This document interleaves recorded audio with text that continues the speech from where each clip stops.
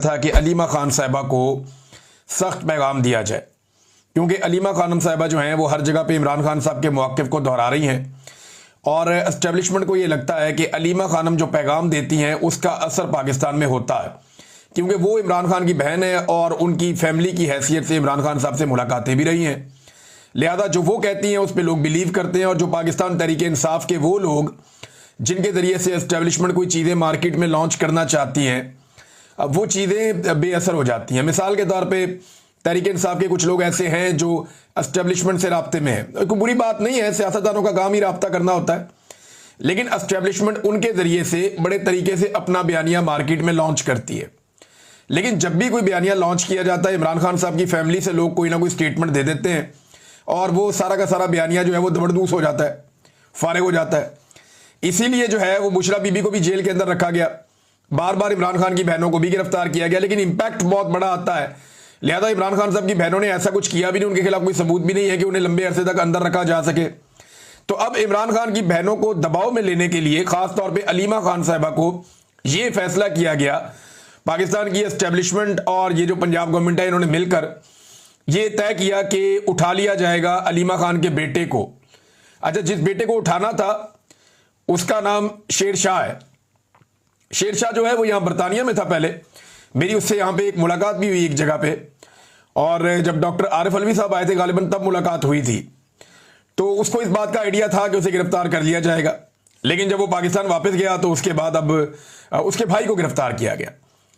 जो छापा मारा गया था वो शेर शाह के लिए मारा गया था और यह तय पाया था कि अलीमा खानम के बेटे शेर शाह को गिरफ्तार किया जाएगा या उसे गायब किया जाएगा, जो भी करना है उसके बेटे के साथ करना है और इससे अलीमा खानम के ऊपर दबाव डालना है।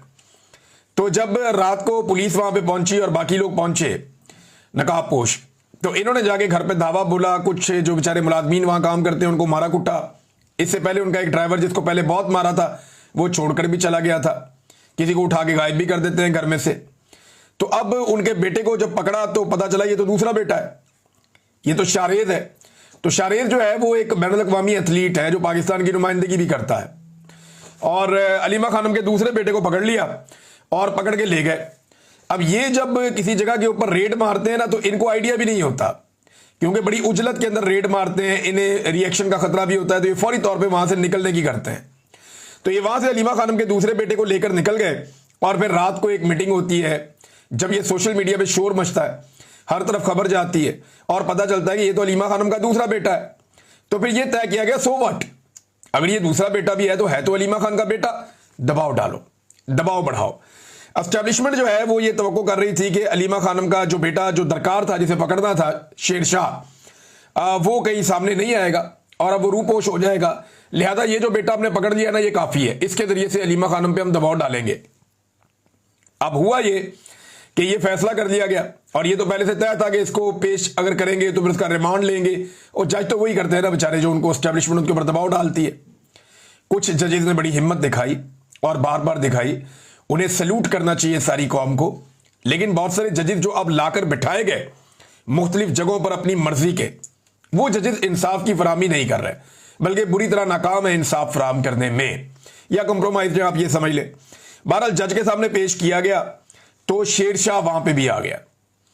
जिस बेटे को गिरफ्तार करना था, पकड़ना था, वो पहुंच गया वहां पे अदालत में, और जिस बेटे को गलती से पकड़ लिया था जज ने उसका 8 दिन का रिमांड भी दे दिया। अंदाजा करें आप। तो ये जो 8 दिन का रिमांड हुआ है, इसमें जज साहब को बताया गया कि जनाब ये तो नौजवान यहां पे था ही नहीं, ना इसका सियासत से कोई ताल्लुक है, ना ये अपने मामू की सियासत के अंदर किसी किस्म का कोई इंटरफेयर करता है, ना ये उनके साथ रहता है। तो ये जो बेटा है अलीमा खान का बड़ा वाला शारेज, ये 6 मई से लेकर 13 मई तक चित्राल में था, यानी 6 से 13 मई तक ये नौजवान चित्राल में था। ये उधर था ही नहीं, ये लाहौर में था ही नहीं जहां पे इस पे मुकदमा दर्ज किया गया। तो जज ने कहा ठीक है जी, आपका मौकिफ आ गया, वकला ने बताया कि यहां पे नहीं था, लेकिन ये अब पुलिस तय करेगी कि ये था या नहीं, लिहाजा मैं 8 दिन का रिमांड दे रहा हूं। ऐसे मामलात में जज सिंपल ये करते हैं कि मुलजिम को जमानत दे देते हैं और उसको बाउंड कर देते हैं कि आपने पुलिस के साथ शामिल तफ्तीश होना है। 27 महीने तक ये बंदा इधर ही था, अलीमा खानम का ये बेटा 27 महीने तक इधर ही था। कभी अलीमा खानम की गाड़ी भी चला लेता है, कभी उनके साथ आता जाता भी है, उनको हेल्प आउट भी करता है, कभी कोई सामान छोड़ने भी चला जाता है। इसको 1-2 दफा देखा भी गया है, लेकिन ये सिर्फ अपनी मां की हेल्प की हद तक था, इसका सियासत से कोई ताल्लुक नहीं। 27 महीने अलीमा खानम का ये बेटा यही था। 27 महीने किसी कानून नाफिज करने वाले इदारे को कोई ख्याल नहीं आया, ये सबके सामने था। जज ने ये सवाल भी नहीं पूछा। 27 माह के बाद एक बंदे को पकड़ा जो 27 माह कहीं भी भाग के नहीं गया, और जज ने उसका 8 दिन का रिमांड दे दिया, ये कह करके ठीक है जी, अगर नहीं भी था शहर में तो चलो पुलिस तसल्ली कर ले, अपनी तफ्तीश कर ले। और भाई तफ्तीश तो एक बंदे को आप जमानत दे दें उसके बाद भी हो जाती है, शामिल तफ्तीश हो जाता है वो बंदा। तो ये जज साहब ने ज्यादती की, और ये सिर्फ एक सेट पैटर्न है, ये एक तरीका वारदात है जिसके जरिए से अलीमा खानम के ऊपर अब दबाव डालना है। देखिए ये फैसला कर लेते हैं ना बादशाह सलामत, या फैसला कर लेती है मलका आलिया या कोई टिकटॉकर शहजादी, तो फिर ये बंदा पकड़ लेते हैं, बाद में सोचते हैं बंदे का करना क्या है। अब वो जो बेटा जिसको गिरफ्तार करना था, जिसका नाम शेरशाह है, वो पहुंच गया अदालत में। जब वो वहां से निकला तो उसका ताकुब शुरू कर दिया गया।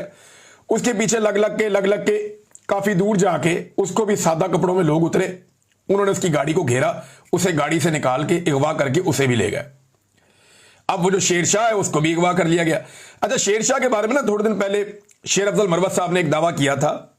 शेर अफजल मरवत ने कहा था कि अलीमा खान साहिबा ने कोई डील की हुई है फौज के साथ। ये शेर अफजल मरवत ने कहा था कि अलीमा खानम साहिबा ने कोई फौज से एस्टेब्लिशमेंट को डील की हुई है, और उनका जो बेटा है शेरशाह वो इसी डील के तहत पाकिस्तान वापस आया है, और ये बेटा जो है वो खुला फिरता है, इसे कोई गिरफ्तार नहीं करता। उसकी वजह यह है कि अलीमा खान ने डील की हुई है। ये शेर अफजल मरवत का दावा था। अब जनाब शेर अफजल मरवत का ये जो दावा है, ये कैसा दावा है कि दोनों बेटे ही गिरफ्तार हो गए। यानी पहले एक बेटा गिरफ्तार हो गया जो तो बिल्कुल ही बेगुनाह है, वो तो कभी गया ही नहीं उस तरफ, और बाद में जनाब जो दूसरा बेटा है उसे भी गिरफ्तार कर लिया गया। ये इंतहाई अफसोसनाक सूरत हाल है। एक खातून को दबाव में डालने के लिए ये सब कुछ किया जा रहा है जिसकी आइन में और कानून में किसी किस्म की कोई गुंजाइश नहीं है। ये है क्या? देखिए अलीमा खानम ने भी यही कहा और बाकी लोग भी यही बात कर रहे हैं। मेरी कई सहाफियों से बात हुई, वकला से बात हुई, तो उनका यह कहना कि ऐसा लगता है कि सिस्टम या एस्टेब्लिशमेंट वो इस वक्त घबराहट का शिकार है और बुखलाहट का शिकार है। एक ऐसी फ्रस्ट्रेशन है जिसमें उन्हें समझ नहीं आ रही वो करे क्या, तो वो ताकत का अंधाधुंध इस्तेमाल कर रहे हैं। यानी जहां पे भी उन्हें कोई प्रॉब्लम नजर आता है तो वो ताकत का इस्तेमाल करते हैं।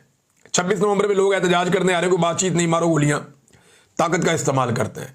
इमरान खान को जेल में रखा हुआ है, कोई मुकदमा नहीं, कोई चक्कर नहीं, ताकत का इस्तेमाल कर रहे हैं। पाकिस्तान तहरीक इंसाफ की चादर और चारदीवारी का तकद्दुस पामाल, ताकत का इस्तेमाल हो रहा है।